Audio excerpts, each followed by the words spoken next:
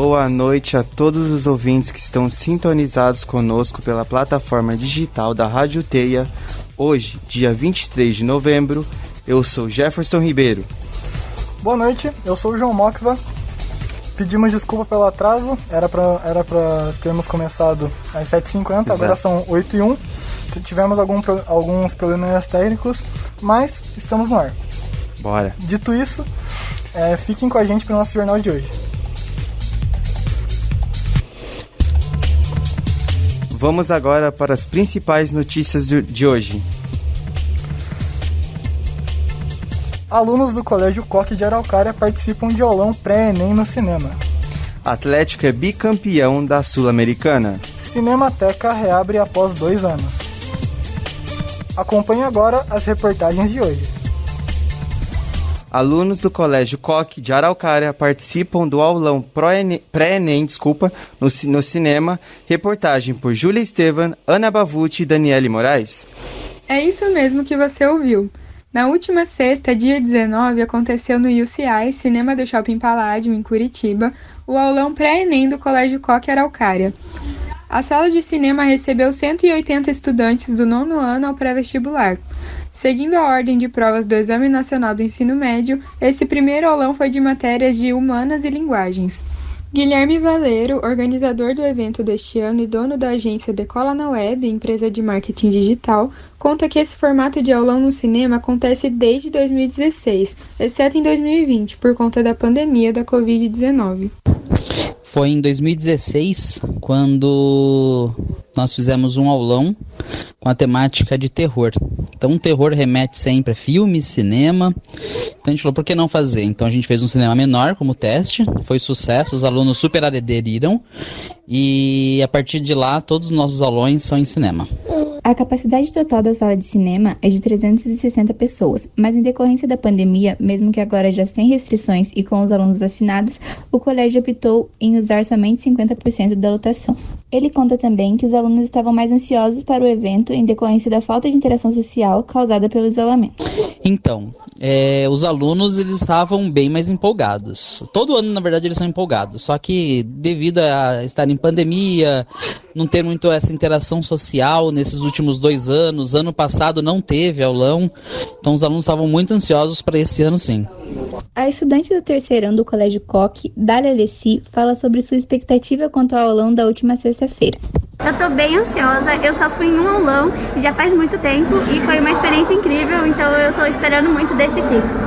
Você acha que ajuda a ter essa revisão antes da prova? De verdade, eu acho que ajuda muito. A vez que eu fui, eu não ia fazer a prova, mas eu já consegui revisar muito bem os assuntos, principalmente por ser de uma forma descontraída, eu acho que entra muito mais na sua cabeça. O tema foi aprovação em série, por isso os professores foram fantasiados de personagens de ficção. Os alunos tiveram aula com personalidades como Nairobi de La Casa de Papel, o Castiel de Supernatural e até o Bentinho de Dom Casmurro, que foi representado pelo professor Cid Oliveira de Gramática, que conta como escolheu sua fantasia. Quando eles falaram pra gente que o aulão ia ser sobre séries, eu não sabia o que pegar, aí eu pensei, eu queria fazer alguma coisa que remetesse à minha área, daí eu fui pra a parte de literatura, foi até o Bentinho, só que eu não dou aula de literatura pro 3º ano, eu dou aula de gramática. Mas ainda assim, Machado de Assis foi presidente da Academia Brasileira de Letras, aí escolhi e fiz um roteirinho que eu não consegui seguir porque eu estava muito nervoso, e a fantasia eu tive que montar para conseguir uma roupa de época parecida, tive que fazer um Frankenstein para conseguir, mas quando eu pensei eu já fui correndo para fazer as coisas daí. A professora de artes, Laura de Biasi, conta como foi a sua preparação para o aulão e quais foram suas apostas para o Enem de 2021. Eu já faço aulão faz 4 anos, então para mim já é automático. Eu preparo a aula, em cima dessa aula eu tenho algumas falas, que são minhas falas em sala de aula, e eu improviso muita coisa. Tenho 2 anos de teatro no currículo, então vou mais no feeling. E como você aposta nos conteúdos que você acha que vão cair? Eu faço uma pesquisa, já sou professora há 8 anos, de terceirão também, já comecei em terceirão.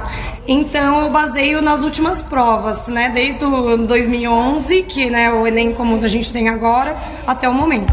Os professores afirmam que a prova é muito plural, por isso é difícil apostar em conteúdos que vão cair. A professora de redação, Gabriele Satinski conta sua estratégia para ajudar os alunos a lembrar do que não fazer. E a preparação do aulão, eu sempre trabalho na estrutura de redação, e como não dá pra gente ensinar uma redação em 20 minutos, eu sempre trago os memes, porque isso vai fazer com que eles se lembrem depois na hora da prova. Do que não fazer. Principalmente do que não fazer. A primeira prova aconteceu neste domingo, dia 21 de novembro, em todo o Brasil, com duração de 5 horas e meia. Foram 90 questões de matérias de humanas e linguagens, mais a redação, que teve como tema invisibilidade e registro civil, garantia de acessos à cidadania no Brasil. O INEP divulgou, após o término das inscrições, que o Enem 2021 teve o menor número de participantes confirmados desde 2005. No total, foram pouco mais de 3 milhões de inscritos, sendo que no primeiro dia a taxa de abstenção foi de 26% na prova presencial. Isso significa que dos 3 milhões de confirmados, somente 2 realmente realizaram o exame. Nicole Rosa, outra vestibulanda do colégio, pretende usar a nota do Enem para cursar publicidade e propaganda numa universidade particular. Para ela, os professores conseguem deduzir algumas questões da prova, da qual o foco dela foi a redação. Assim como Dália, ela também demonstrava muita animação para o aulão. Eu tô muito ansiosa pro aulão. Todos os aulões do COC são muito bons. E esses que eles estão fazendo no cinema, a qualidade é, assim, espetacular. Eles fazem com muito carinho, com muito cuidado. É sensacional, assim, tipo, incrível. Alan Kafiatkowski, estudante do 2º ano do médio, diz que o aulão foi inesquecível, um momento mais de descontração e revisão. Ele dá sua opinião sobre qual dos professores foi o mais assertivo na aposta de quais questões e assuntos vão cair. Olha, na realidade eu acho que é o professor André Scherrer, de Geografia. Eu acho que ele trouxe conteúdos muito importantes e que, de fato, a probabilidade deles caírem é muito grande, até porque ele trouxe uma tabela mostrando os índices de incidência deles nos outros vestibulares. Então eu acho que vai ser o mais assertivo. No segundo dia, 28 de novembro, a prova vai ser de Matemática e Ciências da Natureza. Com a abertura dos portões ao meio-dia e início da prova às 1h30 da tarde, os alunos terão até 6h30 para terminar, totalizando 5 horas de exame. Assim como outros alunos, Alan diz ter mais dificuldades nas matérias de exatas, por isso dá mais atenção a elas. Eu, na realidade, não tenho nenhuma matéria principal no aulão, mas eu pretendo dar foco para as matérias de exatas, porque elas são a parte que eu tenho mais dificuldade, então acho que com a revisão de exatas eu vou estar 100% para fazer o próximo vestibular e o Enem. O próximo aulão no cinema organizado pelo Colégio COC vai acontecer nesta sexta, dia 26 de novembro, a partir das 8 da manhã, abordando a temática do segundo dia do Enem. A venda de ingressos ainda está disponível somente para os alunos interessados em adquirir o aulão do segundo dia e é feita diretamente no colégio, localizado na rua Prefeito Odorico Franco Ferreira, número 670, no centro de Araucária. Reportagem por Ana Bavucci, Daniele Moraes e Júlia Estevam. Jornal da Teia. A todos os ouvintes que fizeram o Enem nesse fim de semana, a gente espera que todos tenham ido muito bem. E fica aí a dica para a próxima semana, para comparecer lá e acredito que vai dar uma boa ajuda na hora da prova. Mandarem bem, né? Agora vamos seguindo. Como o Atlético foi campeão nesse sábado, temos uma história bem interessante. Um torcedor de 18 anos viajou sozinho para o Uruguai e assistiu a final da Sul-Americana. A reportagem é por Maria Poller, Henrique Galvão e João Mocchio. País desconhecido, cultura diferente e um amor intenso pelo Atlético. Confira agora o relato de um jovem torcedor que saiu de Curitiba sozinho para acompanhar o Furacão na decisão da Copa Sul-Americana. O torcedor André da Costa, de apenas 18 anos, conta toda a sua trajetória até o Estádio Centenário em Montevidéu, no Uruguai. Então, tudo começou com um sonho de anos, né? Anos acompanhando o Atlético na Baixada. Toda vez que tinha um jogo fora de casa, sempre dava aquela vontade de falar, nossa, eu queria estar lá, sabe? Desde um jogo de Paranaense até um jogo de Libertadores. Só que, querendo ou não, o fator de ser menor de idade, não ter o próprio dinheiro, essas coisas sempre complicaram, né? Porque convencer a tua família a ir junto é algo bem mais difícil. Mas esse ano já com eu tendo feito 18 anos e tendo a final, eu falei, não, eu tenho que estar lá. Não importa o que aconteça, eu vou ter que estar nessa final. O planejamento assim, de logística para a final foi eu 3 dias, né? Eu chegaria na sexta e eu voltaria no domingo. Foi por causa das passagens que eu consegui, né? Que eu já tinha visto antes mesmo da classificação para a final. Na semifinal eu comprei as passagens. Nas ruas azul celestes, mesmo com a dificuldade da língua e localização, o povo uruguaio se mostrou extremamente receptivo com os brasileiros, o que surpreendeu muitos torcedores. André foi um deles. André ainda percebeu que tanto torcedores do Peñarol como do Nacional mostraram carinho pelo clube paranaense, e alguns até estavam presentes no estádio apoiando e torcendo. O povo sempre tentando te ajudar. Se você tiver alguma dúvida, você pode perguntar, que eles vão te ajudar, eles vão te ensinar como que você tem que fazer. Muitos deles vão parar o que estão fazendo para te ajudar. E eles tentam a comunicação. Um dos fatores bons de eu estar sempre com uma camisa do Atlético é que eles não sabiam que eu não era uruguaio.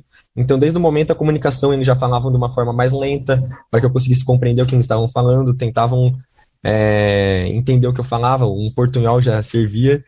Então, isso foi... E diversos momentos eu era parado e quando eu via, passava meia hora e eu conversando com um uruguaio sobre futebol, sobre... qualquer assunto, eles gostavam bastante de conversar e eu conseguia fazer isso, coisas que eu pensei, nossa, eu não vou conseguir ter um contato assim. E eu consegui fazer até amizade com alguns uruguaios, pegar contato, ele falar que ano que vem ele pretende vir para o Brasil, então foi uma experiência muito interessante. E eles conheciam muito bem o Atlético Paranaense, porque é uma cidade onde tem 2 grandes clubes, o Nacional e o Peñarol. E as duas torcidas gostam muito de nós. O Nacional gosta muito do Atlético Paranaense pelo fator de ele sempre eliminar o Peñarol. E o Peñarol gosta bastante do Atlético Paranaense porque fala que é um time brasileiro que joga um futebol bonito, não tem a malandragem, não tem a interferência de arbitragem em suas partidas. Então, eu conversando com certos uruguaios, eles falaram que para a semana que vem eles não estão tão felizes, porque eles não gostam muito do Peñarol, quer dizer, os torcedores do Peñarol não gostam muito do Palmeiras nem do Flamengo. Mas já com o Atlético Paranaense é um time que a gente é muito respeitado. Tanto que no estádio tinha diversos uruguaios que estavam torcendo por nós. Andando na rua, toda vez que alguém, um uruguaio que tinha uma afinidade com o futebol, que é uma cidade que muitas pessoas gostam do futebol, ela é muito ligada com o futebol, toda vez que eles me viam, falavam, não, vamos ser campeões. Então eles sempre estavam torcendo por nós. No dia seguinte, após o título, parabenizando pela final, parabenizando pelo título. Então essa interação e esse conhecimento, essa relação que tinham com o brasileiro e com o Atlético foi algo muito interessante. Ao finalmente chegar ao estádio e se deparar que o sonho estava realizado, finalmente a bola rolou e o jogo começou. Quando eu entrei no estádio, a primeira coisa que eu pensei, não, aonde que eu vou sentar, sabe? Aonde que eu vou viver esse momento? Primeiro eu estava tentando ver se eu encontrava alguém que eu conhecia, porque eu queria passar esse momento com alguém, porque apesar de tudo, eu tinha algumas pessoas que eu sabia que iam para a final, e que já eram conhecidos meus, e outras que eu conheci na viagem e fiz uma grande amizade com elas. Só que na hora do jogo, todo mundo tava, na emoção do jogo, que cada um foi para um canto, acabou que naquele momento eu tava sozinho, mas foi só a bola rolar que eu esqueci e comecei a viver aquele momento mágico, sabe? Mesmo estando num sol de 30 graus, estando morrendo de sede, porque eu tinha acabado de passar por um perrengue, corrido e tudo mais, eu foquei no jogo e quis viver aquele momento. Mas acho que se eu pudesse definir um momento que eu acho que mudou a minha sensação naquela final, que mesmo ela já sendo uma sensação muito boa, mas querendo ou não pela dificuldade, muitas vezes você até pensa, não, será que eu tô vivendo esse momento da forma certa, sabe? Foi quando eu fui pegar um refri e eu encontrei no meio do caminho o Cocito no meio da torcida. Um grande ídolo do Atlético que fez todo o trajeto para ir pra final de ônibus no meio da torcida, tava lá cantando que nem louco. E daí acho que o momento que, não sei, deu um a mais. Parece que a final só aquele momento já era mágico, mas aí eu me impulsionei muito mais para o resto do jogo. Conseguimos ser campeão, daí foi uma festa de outro mundo, assim.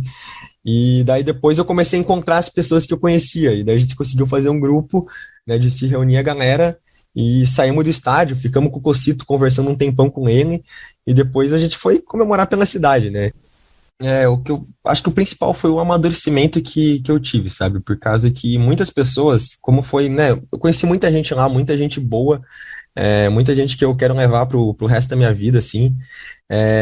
E eles mesmos falaram isso pra mim, que a experiência que eles estavam vivendo com 40 anos, eu tava vivendo com 18 anos. Então, além de eu ter ido para uma viagem tendo menos experiência de vida e tendo conseguido concretizar ela, já era um feito muito grande. o amadurecimento que eu ia ter pro resto da vida, tudo aquilo que eu já ia, com 18 anos, já ter essa bagagem e poder levar pro resto da vida já era algo mágico, né? E, tipo, poder ter feito toda essa experiência por amor ao meu clube. Em momento algum eu pensei, nossa, é sacrifício que eu tô fazendo. Sempre foi, tipo, realização de um sonho, sabe? Mas quando você vê, tipo, toda a situação de você estar em outro país, tendo que falar outro idioma, e você vê que você conseguiu completar essa missão, sabe? E ter aprendido muita coisa, conhecido muita gente, passado por perrengues e ter conseguido passar por eles sozinho ou com a ajuda de outros, mas você conseguir meio que driblar essas dificuldades, então você meio que tem uma sensação de realização mesmo. E sem falar que isso simplesmente é uma motivação total para qualquer outro momento que vai ter, sabe? E se eu tivesse que dar uma dica para qualquer pessoa que pensa em fazer isso, vá, sabe? Pensa que na tua vida você vai ter coisas que você vai levar dela. E vão ser as experiências que você vai viver. Não vai ser o dinheiro, não vai ser nada do tipo. Vai ser as experiências que você viveu literalmente. Então pense que tudo é passageiro. Então, quando você tem a oportunidade de fazer, não pensa duas vezes. Vai e faça. Se organiza. Claro, vai ter dificuldade, vai ter perrengue, vai ter gente falando que você não deve fazer, que é loucura, que é maluquice. Mas só você vai saber quão benéfico isso é pra você. E depois de um tempo, até as pessoas que não te apoiavam vão falar, caramba, que momento que você viveu, que coisa de outro mundo, assim. Então, se jogue. Literalmente, realize seus sonhos. Claro, você tem que ter planejamento, você tem que ter organização, mas vai compensar. De forma nenhuma vai ser algo que você vai se arrepender. A deixar todas as emoções rubro-negras de lado, dentro de campo, Atlético e Bragantino se enfrentaram às 17 horas. Em um jogo muito parado, o Furacão mostrou seu espírito copeiro e o meio-campista Nicão afirmou novamente em campo o quanto é decisivo. E com um lindo voleio após chute de Terans, colocou o Atlético na frente e decretou a vitória e o título do Furacão, se tornando o único brasileiro bicampeão da competição continental.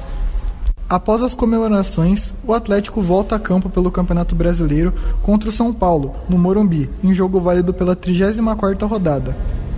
Reportagem por João Mocva, Maria Poller e Henrique Galvão.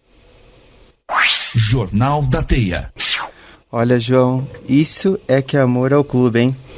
Isso, olha, no mundo onde tudo é comandado pelo dinheiro, isso acho que é um pingo de esperança no meio disso tudo. E você acha que seria suspeito disso, né? Com certeza. Eu acho que se o meu clube chegasse numa final dessa, com certeza eu iria. Claro, né? Sempre. E continuando aqui, na linha do entretenimento e cultura, fechada ao público por quase 2 anos, Cinemateca de Curitiba é reaberta ao público com exibições sobre o Dia da Consciência Negra. Reportagem por Jefferson Ribeiro, Pedro Ferreira e Jéssica Faria. Com suas atividades paradas desde março de 2020, a Cinemateca reabriu no último dia 18 com uma programação recheada de clássicos do cinema negro brasileiro, em homenagem à data de 20 de novembro, Dia da Consciência Negra, dia que em 2011 foi sacramentada como feriado e também marcada pela morte de Zumbi dos Palmares em 1695, um dos maiores líderes negros do Brasil, que lutou pela libertação de seu povo contra o sistema escravista. Filmes como Barravento, Cartola, Música para os Olhos, um documentário sobre o renomado sambista brasileiro, e Chica da Silva foram exibidos ao longo deste último final de semana. Criada em abril de 1975 no antigo Museu Guildo Viaro, a Cinemateca de Curitiba foi responsável pela formação de uma geração de cineastas e cinéfilos na cidade. Um dos trabalhos que deu projeção nacional à Cinemateca foi o de pesquisa e recuperação de filmes antigos, permitindo resgatar os primeiros filmes paranaenses. A nova sede foi inaugurada em 22 de abril de 1998 e as instalações definitivas consolidaram a Cinemateca de Curitiba como uma referência para os estudiosos da sétima arte. No início de 2007, passou por uma reforma, com a restauração do prédio e a aquisição de novos equipamentos. A sala agora possui capacidade para 100 pessoas e um invejável acervo com mais de 4.000 filmes e produções audiovisuais. Marco Saboia, que é coordenador da Cinemateca e relata sobre as adaptações durante o período fechado e a sua programação na reabertura. A Cinemateca ela já existe há bastante tempo, né? Nós temos uma tradição aí já de 47 anos praticamente, e devido à pandemia nós tivemos que fechar para o público durante um bom tempo, né? 1 ano e meio. E apesar de termos mantido o trabalho interno, porque o nosso acervo ele demanda um cuidado constante, a gente tem um acervo climatizado com película, com digital também, então a gente teve que manter esse trabalho interno, né? E agora, finalmente, depois dessa afrouxada da pandemia, nós pudemos agora voltar a abrir as portas para o público. Então, nós começamos a nossa programação agora com uma homenagem ao mês da consciência negra, né? E agora, a partir de ontem, de segunda, que vai até sábado, dia 27, nós vamos ter uma mostra de filmes japoneses aqui na Cinemateca. De segunda a sexta, às 19 horas, e no sábado a gente vai ter uma sessão às 14 horas. São filmes relativamente recentes, promovidos pela Embaixada do Japão, e já é uma tradição de muito tempo, essas mostras que a gente faz em parceria com o Consulado do Japão, né? E é bem legal, assim, que são filmes que você normalmente não encontra para ver por aí, assim, então vale bastante a pena, né? Nós estamos abertos, então, e tá todo mundo convidado para participar. E ele complementa sobre a importância da Cinemateca e o envolvimento do público com a sétima arte. Quanto à importância da Cinemateca, bom, como ela foi inaugurada em 1975 e já por uma demanda da comunidade aí interessada em cinema em Curitiba, né? E desde então ela tem desempenhado um papel assim na conservação e preservação dos filmes, principalmente locais, né? Com um acervo climatizado, pesquisa e também proporcionando que as pessoas conheçam esse material, né? A Cinemateca sempre teve a sua importância também com as salas de cinema, que sempre trouxe filmes de arte que não eram exibidos nas outras salas, então permitia que as pessoas tomassem conhecimento de uma filmografia que não era comum de se encontrar, né? Ainda mais numa época em que não existia a possibilidade de você baixar os filmes ou até encontrar eles numa locadora, né? Encontrados numa locadora. A Cinemateca também teve uma história longa com cursos práticos de cinema, isso a gente tem até hoje, e que permitiu assim que as pessoas conhecessem cineastas de outros lugares, conhecessem técnicos, conhecessem a parte do cinema, assim, permitiu então a criação de uma geração de cineastas que até hoje está trabalhando bastante, que se até chamam de geração Cinemateca, né? E que está produzindo até hoje. Então, nós também temos nossos cursos atualmente e com uma grande procura, assim, e que ajuda a formar o que é importante para a indústria do cinema, né, principalmente, assim, ajuda a formar até mão de obra especializada, né? Então muitas pessoas que fazem o nosso curso prático de cinema acabam se profissionalizando, né? Claro, dependendo do interesse, dependendo de correr atrás, mas aí você permite, eles conhecem outras pessoas e acabam entrando no mercado. Então é muito comum que os nossos alunos continuem trabalhando nessa área, até profissionalmente. Em sua volta, mais do que merecida, a Cinemateca abre as portas para o público com exibições gratuitas para todas as idades e gostos, trazendo até a curiosidade de quem procura filmes mais alternativos. Assim descreve a espectadora Manuela Yamamoto, que estava de passagem por Curitiba e se interessou pelo evento ao descobrir nas redes sociais. Então, a gente não é daqui, né? E a gente acabou conhecendo a Cinemateca pelo Instagram da Prefeitura. A gente veio na sessão ontem, a gente veio na sessão hoje, a gente pretende vir mais vezes, né? E a gente fica muito feliz com essa parte cultural, assim, da cidade, né? E a diferença dos filmes que passam aqui para filmes mais convencionais, né? Então a gente tá gostando bastante. Não apenas para os alternativos, mas para todos os públicos, principalmente para aqueles que buscam se aprimorar em cinema, pois a Cinemateca tem um local dedicado à história e pesquisa do cinema curitibano, com um museu e uma biblioteca com itens de cinema. A espectadora Evelyn Barbosa fala sobre a contribuição do espaço para a cidade. Já conhecia, já frequentava e gostei bastante. Fiquei bem feliz de ter reaberto. Entendi. E o que você achou do filme, logo no Dia da Consciência Negra? Ah, muito legal. Um filme de um cineasta, assim, bem... cinema marginal, assim, um cinema bem... Gostei bastante, foi bem legal. Legal. Quais outros filmes você já assistiu aqui? Qual foi a sua experiência? Ah, eu assisti tantos, vários, assim, filmes de diretores daqui mesmo, paranaenses. Agora eu não vou conseguir lembrar de nenhum específico, mas assisti várias coisas assim, local, cinema local mesmo, daqui de Curitiba, e outras mostras também. Legal. E qual que você acha que é a contribuição da Cinemateca para a cidade? O que é? Eu acho que se tratando de um espaço público, onde tem cinema gratuito para todo mundo, né? Eu acho que é uma contribuição maravilhosa, assim, culturalmente falando, né? E abre espaço para vários artistas daqui do cinema para expor seus filmes, né? Então acho que é uma contribuição maravilhosa, assim, e todo mundo deveria vir assistir as coisas. Respeitando a prevenção à Covid-19, orientando o público a seguirem as normas de distanciamento social e utilizarem máscaras, o tão esperado momento para voltar a frequentar cinemas parece mais seguro.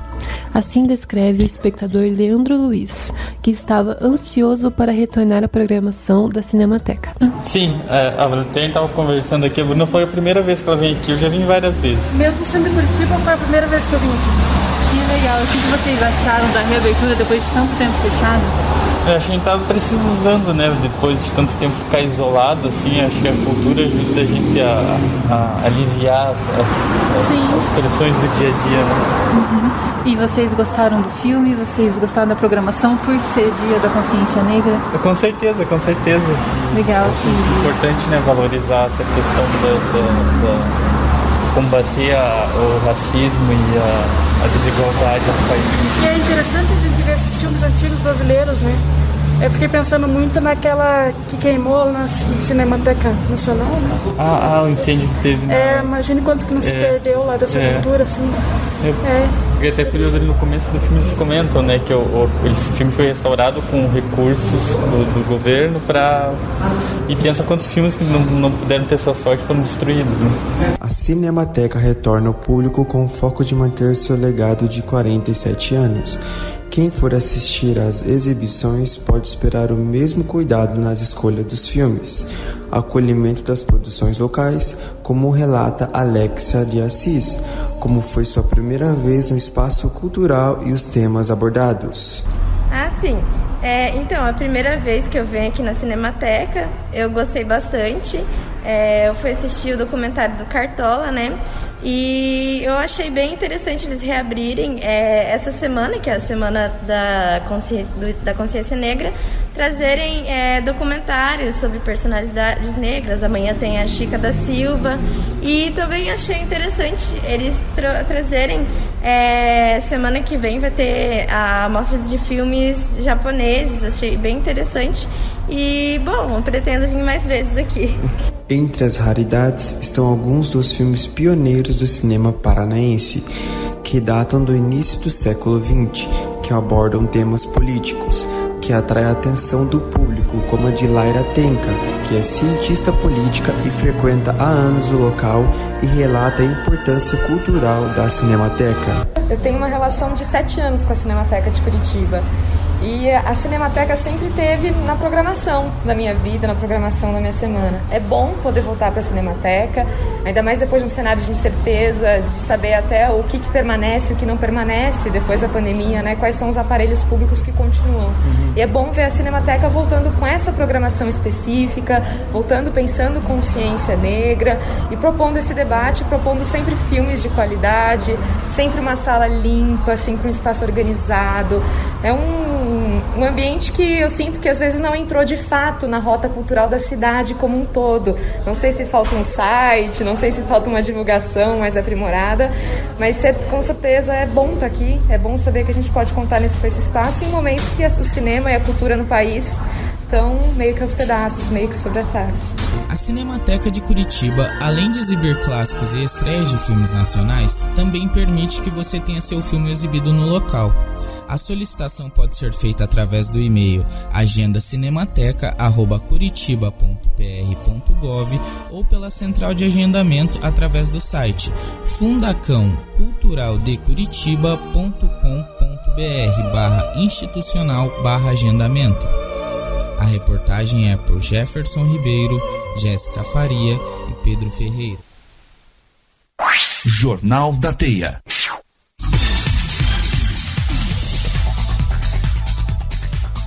Realmente parece ser uma experiência incrível, e conversando aqui nos bastidores eu fiquei sabendo que o Jefferson já foi. Já foi sim, e recomendo para todos irem, principalmente para quem curte filmes, cultura em geral vai curtir muito, e além dos filmes, como o Marcos Saboia falou, tem os cursos de cinema, então aproveitem isso. Pois é, agora antes de irmos para o nosso intervalo, só informando a temperatura, agora em Curitiba são 8h32, agora está 19 graus, com o céu limpo, sem muitas nuvens, o calorzinho que fez hoje à tarde, né? Calorzinho? Foi um calor, tava quente hoje, hein? É verdade. Tava muito quente. Tava muito quente hoje. Fui generoso, diria. Foi. Mas então, agora, dado o calor do dia, vamos pro nosso intervalo, daqui a pouco a gente tá de volta. Não sai daí, só tirar a água do joelho e...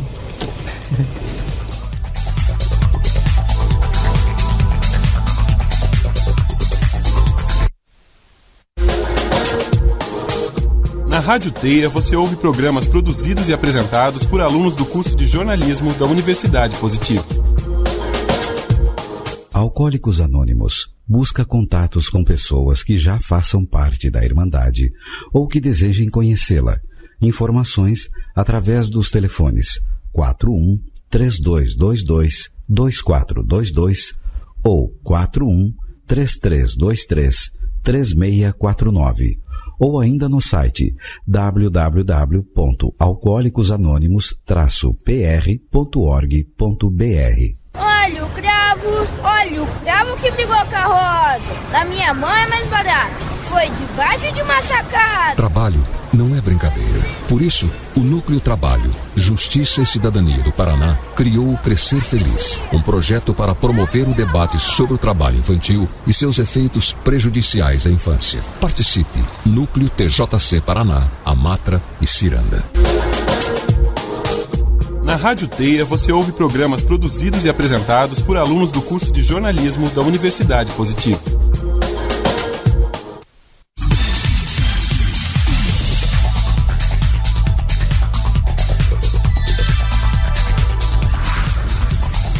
Intervalinho curto, deu tempo de ir no banheiro? Deu sim, vixe, deu um alívio, olha. Você lavou a mão? Lavei, sempre, né? Ah, então tá bom. Estamos de volta aqui com o nosso segundo bloco. Agora são 8h34 e vamos para as notícias do segundo bloco. Manda. Vamos agora para as manchetes. A falta de acesso aos produtos de higiene na capital. Livraria de Curitiba propõe doações de livros. O Natal está chegando nas ruas de Curitiba. Podcasts jornalísticos estão em alta em 2021. Então vamos para a nossa primeira matéria do segundo bloco, falando sobre pobreza menstrual, a falta de acesso aos produtos de higiene na capital e o impacto no cotidiano das pessoas que menstruam. A reportagem é por Sabrina Kemi, Júlia Posetti e Jade Domingues. O costume de não falar sobre a menstruação incentiva e alimenta tabus e mitos sobre o corpo e saúde de pessoas que menstruam, criando nelas um sentimento de vergonha sobre algo natural e encobrindo um problema social grave chamado pobreza menstrual. É comum ver pessoas utilizando termos como está naqueles dias ou está de chico para evitar falar ou se referir a uma pessoa que está menstruada, seja por constrangimento ou puro preconceito. A chamada Pobreza menstrual dá nome à falta de recursos, infraestrutura e conhecimento de pessoas que menstruam e que, por uma razão de vulnerabilidade social, não podem cuidar de forma digna da saúde e de sua menstruação. O termo engloba a falta de acesso a saneamento básico, produtos de higiene e também de conhecimento sobre o próprio corpo, que as impedem de ter dignidade menstrual. Um dos pontos de maior destaque dentro do tema é a utilização de métodos alternativos para conter o fluxo menstrual. A professora e pedagoga Andressa Carmo, cofundadora do coletivo Igualdade Menstrual, que arrecada e distribui produtos de higiene para pessoas em situação de vulnerabilidade, nos conta alguns casos de métodos alternativos utilizados por algumas meninas. Fora o padrão, né, que sempre que a mídia já colocou, que é jornal, sacola, miolo de pão. A gente já viu meninas que usam casca de banana, areia. Ali no Caximba tem algumas meninas que elas fazem um saquinho assim de pano, colocam areia dentro e colocam na calcinha para a areia absorver o fluxo. A dona de casa Lucimar Partica, de 49 anos, também compartilhou os métodos utilizados por ela na adolescência para conter o seu fluxo. Aí o que a gente fazia na época? A gente pegava paninho, tipo camisetas, essas coisas, cortava, fazia uns paninhos, pegava saco de arroz, saco de feijão, cortava os pedacinhos, colocava no meio do paninho e dobrava os paninhos, deixava tudo dobradinho para não ter perigo de passar. Mas mesmo assim ainda acontecia de passar. Além dos recursos alternativos para conter o fluxo menstrual, as meninas enfrentam dificuldades quanto ao total de absorventes em cada menstruação, sendo limitado às trocas diárias durante o ciclo. Com esse fator, muitas meninas deixam de ir à escola nesses dias. Uma pesquisa realizada pelo Plano Nacional de Saúde aponta que a média de idade da primeira menstruação para mulheres brasileiras foi de 13 anos, com quase 90% tendo essa experiência entre 11 e 15 anos de idade, o que coincide com o início da vida estudantil, o qual é um indicador de evasão escolar, já que muitas delas deixam de frequentar as aulas nesse período devido às condições escassas. Lucimar nos conta também que, no seu caso, a evasão escolar foi uma realidade. Eu não podia sair de casa, eu não ia pro colégio, eu não saía pra rua brincar, eu ficava só dentro de casa, porque não tinha como a gente ter dinheiro para comprar absorvente nem nada, né? Então eu tinha muito medo, de sair pra rua brincar ou ir pro colégio e passar, como sempre passava, né? Como não era um absorvente, era só os paninhos com os pedacinhos de plástico enrolado. Aí a gente não tinha como a gente sair para lugar nenhum, não tinha como a gente ir para a escola. Eu até falava para a professora, quando chegava que eu via que estava para vir, eu falava, professora, essa semana eu não venho. Aí ela até perguntava, né, por quê? Daí eu falava, porque não posso vir essa semana, porque eu não ia explicar que eu ia usar aquilo, né. De acordo com um relatório elaborado pela Pesquisa Nacional de Saúde Escolar, juntamente à Unicef, mais de 4 milhões de meninas frequentam a escola sem ter acesso a água, sabão e banheiro. Isso representa aproximadamente 38% do total de estudantes. A carência de recursos está atrelada a um contexto de vulnerabilidade social, mas a defasagem também é resultado da falta de suporte.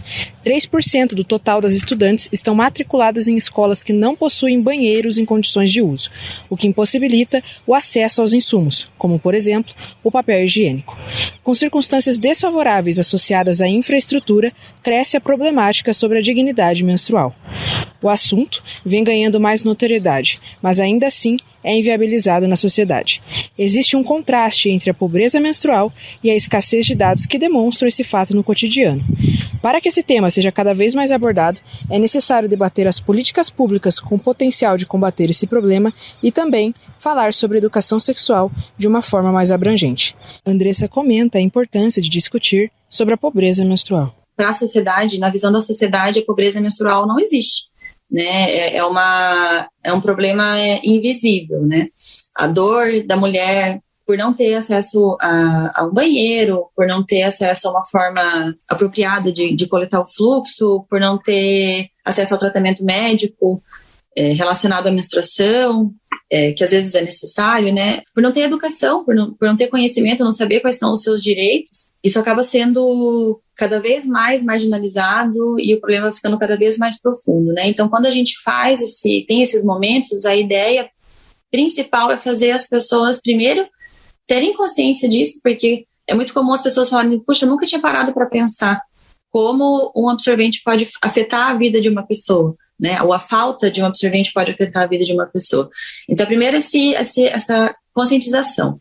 E tentar fazer com que esse ciclo de violência, de preconceito, de tabu seja interrompido de alguma forma, porque muita coisa chega até nós por conta da perpetuação desse preconceito que passa de geração para geração, né? Então, a gente tentar interromper esse ciclo para que as mães de hoje consigam ter uma conversa um pouco mais aberta, uma consciência um pouco mais realista acerca da pobreza menstrual, acerca da menstruação, acerca do corpo da mulher ou do corpo que menstrua, para falar com sua filha, para falar com sua irmã, para falar com sua sobrinha, para que os professores consigam ter essa sensibilidade de identificar quando a menina está sofrendo por causa da menstruação em sala de aula, né? Seja porque ela não tem, ou seja porque existe um estigma tão grande acerca do assunto na casa dela que ela não sabe o que está acontecendo com o próprio corpo, para que os nossos representantes consigam entender a dimensão desse problema e criar políticas públicas efetivas que possam auxiliar essas pessoas.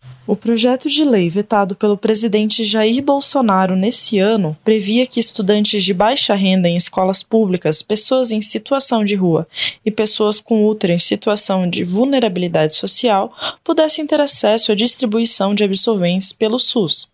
Sem a contemplação de um projeto de lei em âmbito nacional, estados e municípios têm inúmeras propostas em tramitação. A estudante Isadora Maria, do coletivo feminista Ana Montenegro, cita algumas formas de combater a pobreza menstrual. E existem alguns eixos nos quais você pode trabalhar. Um deles seria a distribuição gratuita desses itens de higiene, lenços úmidos, talvez até pensar em coletores menstruais, né, que é algo que dura mais tempo. Outra coisa interessante seria utilizar essa ferramenta que é a educação sexual nas escolas. Acho que dentro desse currículo deveria ser ensinado não apenas o que é a pobreza menstrual e como reagir à menstruação, mas se falar também sobre o tabu menstrual. Em agosto foi sancionado na LEP o PL 944 de 2019. O projeto, que visa a distribuição de absorventes nas escolas e nas unidades básicas de saúde do Estado, vai ter início no começo do ano que vem. Em Curitiba, a proposição que busca instituir a Semana da Conscientização do Ciclo Menstrual no município já possui parecer favorável da Comissão de Constituição e Justiça. A proposta é disponibilizar absorventes aos estudantes de baixa renda e realizar campanhas educativas nas escolas do município. Reportagem por Jade Domingues, Júlia Posetti e Sabrina Kemi. Jornal da Teia. Realmente uma reportagem muito importante, muito forte, e acredito que são reportagens como essa que vão deixar o assunto da menstruação menos um tabu, que é algo que precisa ser... E é um tema muito importante e pouco abordado hoje em dia. As meninas fizeram um bom trabalho. Gostei. Sim. E continuando o programa, Livraria de Curitiba adota instituições que ajudam crianças e adolescentes para a doação de livros. Reportagem por Ana Pachenda e João Schellbauer. A editora Paulus, em âmbito nacional, desenvolve o projeto Natal Solidário, em parceria com os seus clientes. O projeto abraça iniciativas sociais que realizam trabalhos de acompanhamento com crianças e adolescentes. O projeto tem o intuito de levar às crianças, por meio dessa ação, o cultivo da leitura, o conhecimento e o amor. São beneficiados tanto aqueles que receberão, quanto aqueles que participam na doação, que estarão ajudando no desenvolvimento de novas gerações. Padre Guilherme César da Silva, que é gerente-geral das livrarias Paulus a nível de Brasil, fala sobre o surgimento do projeto. A iniciativa surgiu aí em Curitiba. Eu visitei em 2019 uma loja de brinquedos num shopping de Curitiba que estava fazendo uma iniciativa muito parecida, mas focada em dar brinquedo para as crianças no Dia das Crianças. Aí eu pensei, por que não a gente fazer uma ideia, copiar essa ideia, melhorar ela de acordo com as nossas possibilidades, mas pensando no livro. Geralmente a gente dá comida, da roupa, da brinquedos, e a gente esquece do livro.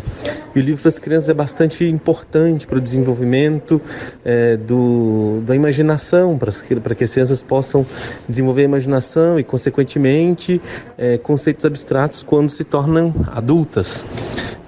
A gente fez o teste em uma livraria em 2019, deu muito certo, teve um apelo muito bom da comunidade.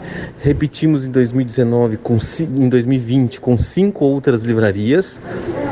E esse ano nós pensamos que seria bom fazer com todas as lojas, as 33 lojas que a Paulus tem espalhadas no Brasil. A iniciativa sempre acontece junto com alguma instituição de assistência social às crianças e adolescentes, né? Então a gente colocou como objetivo aí mais ou menos 300 crianças contempladas nesse projeto por livraria. Então é isso. Daniel Wunsch, que é gerente da livraria em Curitiba, conta um pouco sobre o andamento da ação na loja. Natal Solidário da Paulus em Curitiba.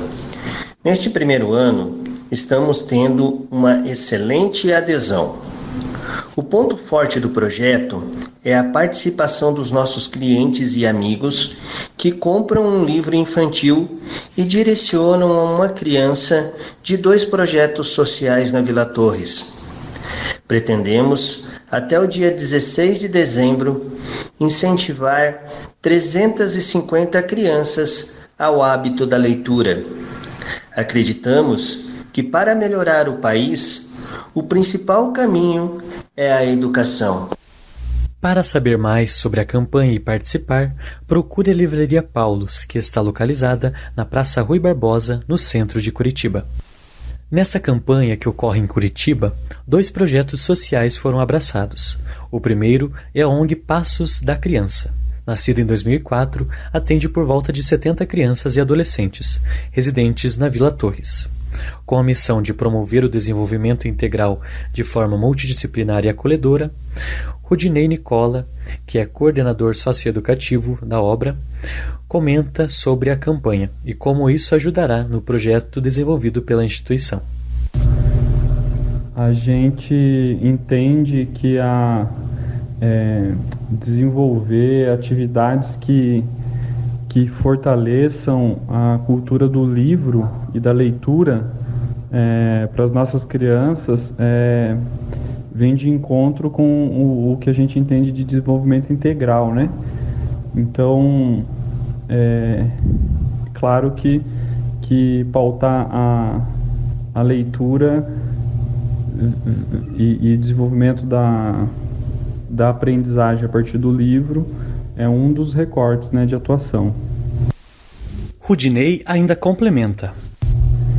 Então, pensar junto com parceiros, né, como a editora Paulus tem feito, né, não só com a nossa instituição, mas com outras, de colocar o livro também no radar para manter um fluxo de doações, né, de presentes, presentear as crianças também com livros.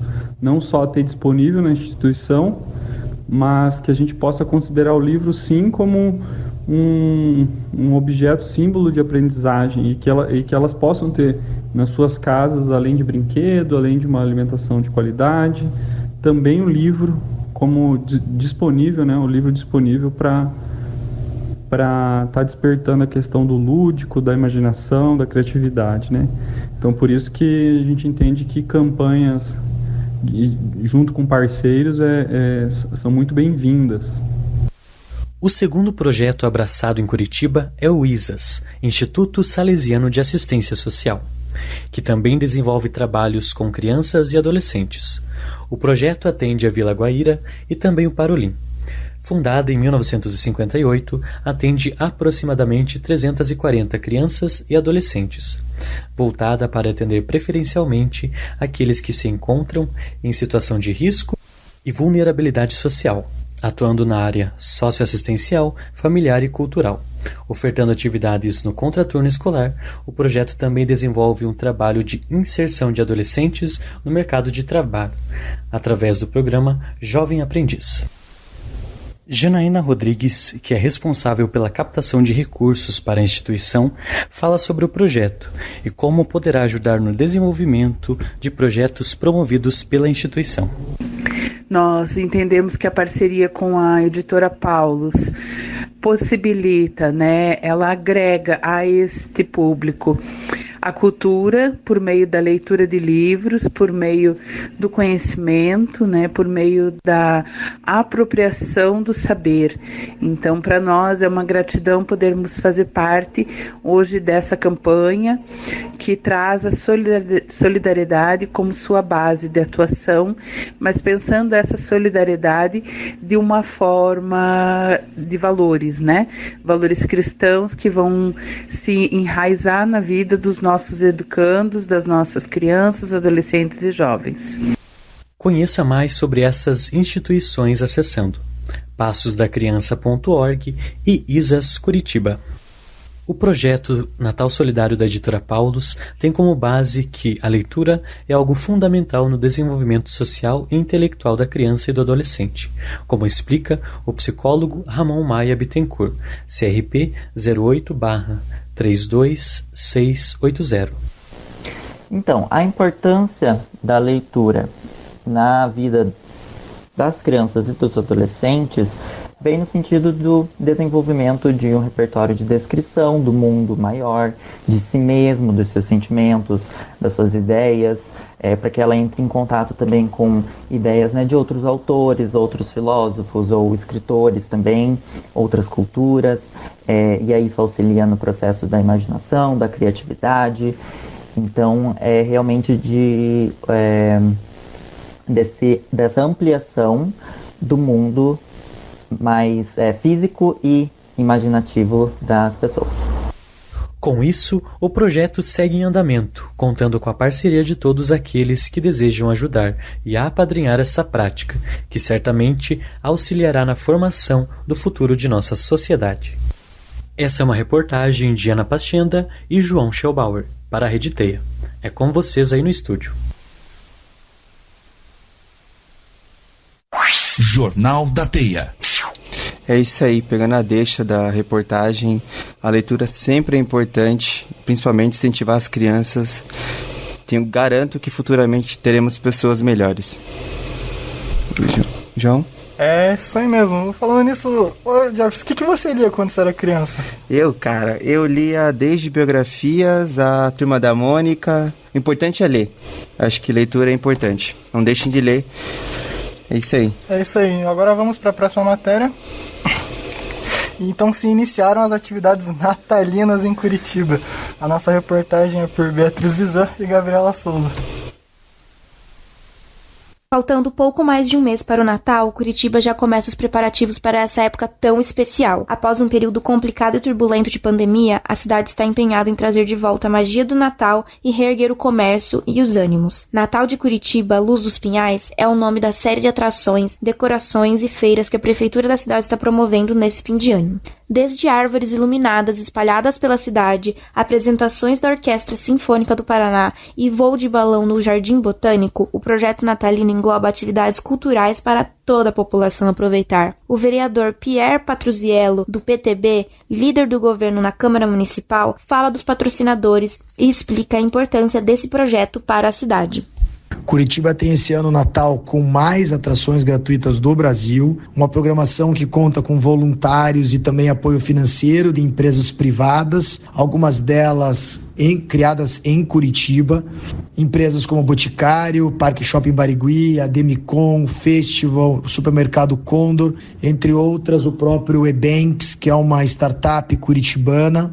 Não há dúvida que as atrações espalhadas pela cidade são atrativo para moradores e turistas que já colaboram com a ocupação dos hotéis da capital, nesse processo de retomada econômica. Vai muito além de trazer alegria, é um esforço do município, como eu disse, da própria retomada econômica da cidade, uma necessidade depois desse ano tão difícil que todos nós tivemos. A cada real investido, o retorno é estimado em 37, em comércios e serviços da cidade. Isso recai sobre diversos setores e ainda fortalece a economia criativa, criando oportunidade de emprego e renda. A abertura do projeto aconteceu na última quinta-feira, dia 18, no Memorial de Curitiba, localizado no Largo da Ordem. Além de acenderem as decorações de Natal do centro, também tiveram apresentações musicais, presépio vivo, ciranda ética e muito mais. A cantora lírica Caroline Lisenberg, que participou do evento se apresentando com o pianista Luiz Neri, conta um pouco de como foi a sua experiência. Foi uma experiência de muita emoção, muita honra em ter sido convidada para esse evento tão especial. A abertura que representa o início do Natal da cidade inteira de Curitiba, né? Com tantas autoridades, tantas pessoas importantes. E para mim, como artista em especial, foi muito emocionante, porque ano passado, por conta da pandemia, nós não tivemos Natal, nós estivemos afastados dos palcos aí por quase 2 anos. Os artistas, quem trabalha com eventos, casamentos, fomos os primeiros a parar na pandemia, estamos sendo os últimos a voltar. Então a sensação foi como se eu estivesse pisando no palco pelas primeiras vezes novamente. E eu, Carol, amo Natal, é minha época preferida do ano. Então poder cantar na abertura do Natal de Curitiba músicas de Natal com toda aquela pompa foi de uma emoção assim transbordante. Mesmo com a melhora no quadro da pandemia, os protocolos de segurança contra a Covid-19 continuam sendo seguidos em todas as atrações e eventos realizados e devem ser respeitados. Eu achei super bem organizado, seguindo todas as normas e protocolos de segurança. Então, tinha uma pessoa para recepcionar a gente na entrada, tinha álcool em gel disponível, água em copos individuais, uso obrigatório de máscara. Teve eu cantando numa atração principal, teve a representação das etnias que são de Curitiba, teve presépio vivo. Então, achei que foi muito bem organizado, muito bem pensado, bonito, interessante, assim, principalmente por acenderem a árvore de Natal ali do Largo da Ordem, que então deu a iniciativa à inauguração de todos os eventos de Natal da cidade. Me senti muito bem acolhida, me senti muito segura, foi muito bem organizado. Com decorações espalhadas por toda a cidade, em parques, ruas e shoppings, e com eventos durante todo o mês de dezembro, o Natal de Curitiba Luz dos Pinhais promete trazer muita alegria e movimentação para a cidade. Em algumas das atrações, é necessário fazer reserva de ingressos com antecedência devido à capacidade de pessoas. Para acessar o cronograma completo, endereços, horários, fazer reserva de ingressos e mais informações, acesse o site natal.curitiba.pr.gov.br ou o perfil oficial no Instagram da Prefeitura de Curitiba. Como parte do projeto, além das decorações e eventos, a Prefeitura também planejou a Feira Especial de Artesanato de Natal, nas praças Santos Andrade e General Osório, no centro de Curitiba, na intenção de ajudar os pequenos comerciantes. Serão vendidos produtos artesanais natalinos com várias opções de presentes, complementando a atmosfera natalina que liga as duas praças pela rua 15 de novembro. A feirante Dioneia Sionek possui uma barraca na feira da Praça General Osório, onde vende acessórios de lã e, agora no Natal, artesanatos característicos da época, todos confeccionados por ela e sua irmã. Com o retorno das atividades, ela compartilha um pouco de como foi o período de vendas durante a pandemia e as expectativas para esse ano. E nessa nova fase, com essas feiras promovidas pela Prefeitura, é tudo que nós estávamos esperando. No Natal anterior de 2020, também participamos, percebemos que o movimento foi bem menor que esse ano. Esse ano já estamos com grandes esperanças de melhorar. A quantidade de pessoas é bem maior, movimento, pessoas procurando, mais alegres e dispostas a olhar os materiais, as peças prontas, e as vendas estão aumentando, estão melhorando. A expectativa é bem boa. Dioneia fala também sobre como os demais eventos de Natal realizados pela Prefeitura contribuem para o comércio e para a feirinha. Em relação às festas que a Prefeitura vem promovendo, os eventos, vários parques, eventos à noite, isso movimenta bastante a cidade e está trazendo turistas. Estamos percebendo que cada vez estão chegando os ônibus ali na praça, as pessoas de outras cidades participando, vindo para a cidade. Esses eventos estão ajudando bastante. A feira na Santos Andrade acontece de segunda a sábado, das 10 da manhã às 8 da noite, e aos domingos do meio-dia às 6:30 da tarde. Já na Praça General Osório, a feira ocorre de segunda a sábado, das 10 da manhã às 9 da noite, aos domingos das 2:30 da tarde às 7:30 da noite. Além das atrações e decorações para entretenimento da população, também está ocorrendo o chamado Natal Solidário em todo o estado do Paraná. Paraná. A campanha tem como objetivo arrecadar brinquedos e roupas novas que serão doados para crianças e adolescentes em situação de vulnerabilidade social. O projeto está sendo realizado pela Superintendência Geral de Ação Solidária e pela presidente do Conselho, a primeira-dama do estado do Paraná, Luciana Seato Massa. Os pontos para a coleta das doações estão disponíveis em todos os quartéis do Corpo de Bombeiros do Paraná, de 12 a 15 de dezembro, com o horário de funcionamento das 10 horas da manhã às 5 horas da tarde. Em Curitiba, além do Corpo de Bombeiros, também há uma tenda de doação no evento Natal do Palácio Iguaçu, que ocorre todas as sextas e sábados a partir das 8 horas da noite. É possível encontrar uma lista com o endereço de todos os quartéis e mais informações sobre a campanha acessando o site da ação, natalsolidario.pr.gov.br. A retomada das atividades e o incentivo da administração da cidade com a época natalina parece contagiar a população e trazer um sopro de ânimo que nos últimos tempos parecia tão difícil. Morador de Curitiba há 30 anos, apaixonado pela cidade e pelo Natal, Guilherme Horst demonstra seu entusiasmo com a época do ano. Ver a cidade voltando aos poucos é muito animador. Eu moro numa região bem central aqui de Curitiba e no ano passado foi muito triste ver essa melhor época do ano sem aquela energia especial que o Natal traz ali, dezembro traz. Então esse ano a cidade está bem recheada de atrações, programações e dá pra ver que a cidade inteira tá respirando esse clima tão mágico que é do Natal. Isso tá sendo muito bonito de ver, assim, as pessoas indo pra rua com cuidado ali de máscara e tudo mais ainda, mas também é muito legal ver essa parte que o turismo tá voltando pra cá, de ver na rua muito turista, muito ônibus de turismo, isso tá sendo bem legal, e também ver todo esse clima ali que a gente passou por um período muito triste no ano passado, então ver esse período ali, assim, mais leve agora depois da pandemia, está sendo bem legal de ver, e tá sendo muito bonito ver o tanto de programação que a gente tem. Programação tem coisa todo dia pra ver, isso tá sendo bem bacana também de acompanhar. Com a queda dos casos de Covid-19 e um cronograma recheado de eventos, é de se esperar que todos aproveitem bem essa época do ano da maneira que não foi possível no ano passado, com muita esperança e muita magia. Reportagem por Gabriela Souza e Beatriz Bizan. Jornal da Teia. A época natalina é realmente muito empolgante e queria saber, já fez sua cartinha pro Papai Noel, já tá montando sua árvore, já? Sendo bem sincero a todos os ouvintes, é o João, não sou muito de organizar Natal, mas eu sou bom pra comer, com a família, tudo pra comer, a gente manda bem, sim. Você não tem espírito natalino, então? Não. Então, beleza. Então, seguindo nosso programa... o momento dos podcasts jornalísticos no Brasil. Reportagem por Luiz Henrique Lisboa.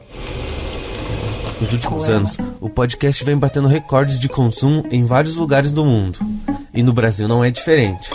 Só em 2020, foram 7 milhões de novos ouvintes, segundo pesquisa do Ibope. O jornalismo, então, viu aí uma oportunidade e uma necessidade na produção de novos conteúdos em áudio. Mas o que os podcasts jornalísticos têm de tão especial para fazer tanto sucesso? A jornalista e podcaster Gabriela Maia considera que um dos principais pontos seria uma possível ferramenta de desaceleração que os podcasts oferecem. E eu acho que o podcast veio como um ótimo convite de desaceleração. Então, acho que ele propõe o seguinte: e se, em vez de você ficar sabendo de 13 notícias agora, você ficar sabendo de 2, mas com tempo? Vou te contar mais sobre essas 2 notícias. Você vai saber detalhes dessas 2 notícias, você vai saber histórias dessas 2 notícias, você vai saber dados, você vai receber análises. Ou outra coisa, né? Porque tem conteúdos frios, vou pensar o põe na estante. E se, em vez de você agora pegar e ficar devorando coisas na internet, um monte de manchete que você não vai abrir e você vai ler superficialmente, você parar 1 hora para falar de um livro que você goste, ouvir aqui uma conversa sobre um livro que você goste. Então eu acho que é um convite à desaceleração muito importante para o momento que o jornalismo vive, que é um momento em que o jornalismo vai ter que pensar como fazer com que as pessoas entendam e recebam a informação com a profundidade devida. Não leiam só a manchete, porque isso facilita o que a gente tem visto, que é a descontextualização de informações, até o desvio mesmo de informações, né? Eu li uma manchete, deduzi que era tal coisa, saí reproduzindo e contando aquela história, e não era nada disso, porque eu não li a informação completa. Então, tudo isso acho que vem de uma ânsia por se informar. Acho que, enfim, tem vários motivos, a gente podia ficar horas aqui né? Falando por que as pessoas reproduzem notícias dessa maneira, ou por que elas consomem a informação dessa maneira. A gente podia se alongar muito nesse assunto. Mas eu acho que um dos motivos é a velocidade da informação. Você abre a internet, olha a quantidade de informação que tem à sua disposição. Você nem sabe para onde você olha, o que você consome. Será que eu vejo isso primeiro? Aí te dá aquela angústia de, ai meu Deus, eu tô perdendo aquela outra informação que eu não vi. Eu deixei de ver não sei o quê. Nossa, tá rolando um meme que eu não sei nem como nasceu. Eu já perdi o fio da meada aqui dessa história. Então, tudo isso gera uma angústia da quantidade de coisas disponíveis, da quantidade de informações que estão ali à nossa disposição e que a gente não sabe como olhar para elas. E eu acho que o podcast, quando você escolhe um podcast para ouvir, você está escolhendo, de certa forma, um curador. Você está escolhendo uma pessoa em quem você confia, a quem você atribui credibilidade, para dizer, olha, eu vou parar aqui um tempo para ouvir o que você tem para me dizer. Então, acho que faz toda a diferença esse convite a desacelerar. Acho que o jornalismo ganha muito com isso. Em seguida, o jornalista Márcio Miranda, apresentador do podcast 15 Minutos da Gazeta do Povo, falou um pouco sobre a entrada do jornalismo e a popularização dos podcasts.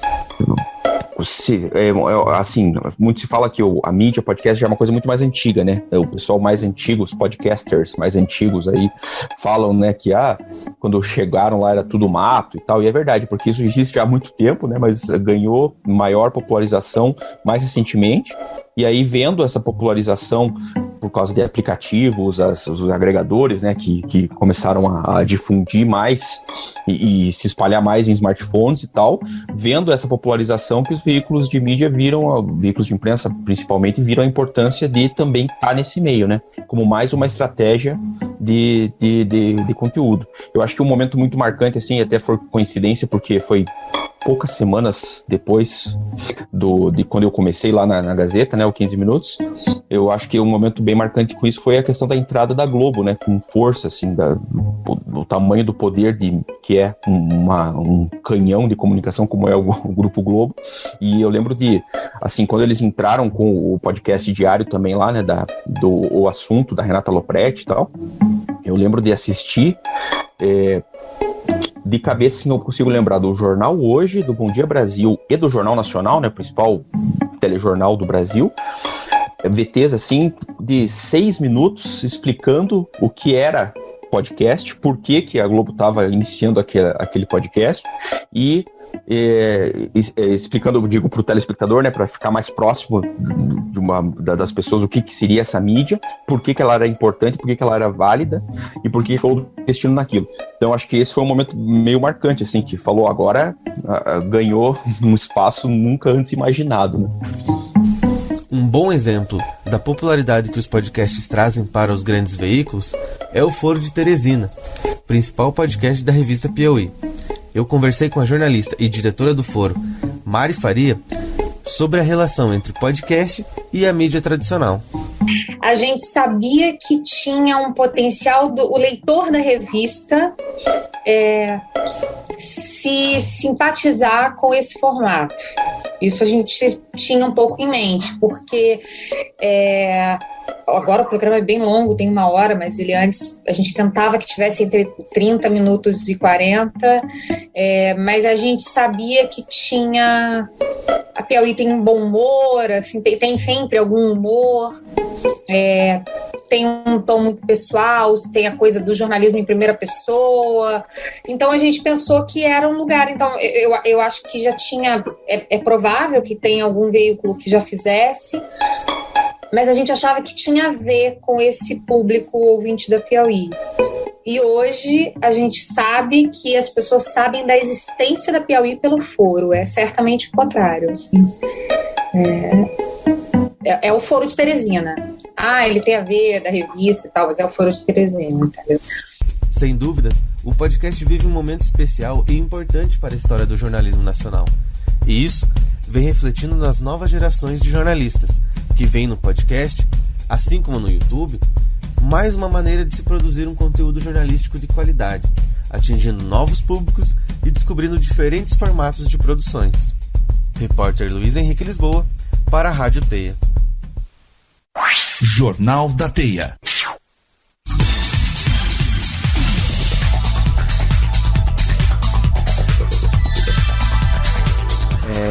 Os formatos de podcast acho muito interessantes. É meio que uma adaptação do rádio e tem muita coisa boa, muita informação, né, João? Verdade. Novidades em breve aí sobre possíveis podcasts locais aqui. E é isso. Agora, como tudo que é bom, uma hora acaba. Agora às 9h10 a gente tá chegando ao fim do nosso programa. Muito obrigado por nos ouvirem. Acompanha mais uma vez. Boa noite, Jefferson. Espero que daqui a um mês o seu espírito natalino seja totalmente renovado. E tenha uma excelente noite. É isso aí. Nos vemos no próximo programa. Boa noite ao João e a todos os ouvintes. E vamos deixar pra lá a história do saco do Papai Noel, né? Deixa pra lá. Pode ser. Manda a ficha. Agora a nossa equipe técnica, a nossa equipe de reportagem. Vamos à escalação porque tem bastante gente. João Schaubauer, Jéssica Faria, Gabriela Souza, Jade Domingues, Júlia Estevam, Pedro Ferreira, Júlia Posetti, Henrique Galvão, Maria Poller, Ana Pachanda, Beatriz Bizan, Luiz Henrique Lisboa, Ana Bavucci e Sabrina Kemi. Apresentação: Jefferson Ribeiro e João Mokva. Trabalhos técnicos: André Ambonati, Ana Rudzinski e Guilherme Dea. Coordenação da Rádio Teia: Felipe Armata. Coordenação do curso: Maria Zaclis Veiga. Reitor: Roberto Di Benedetto.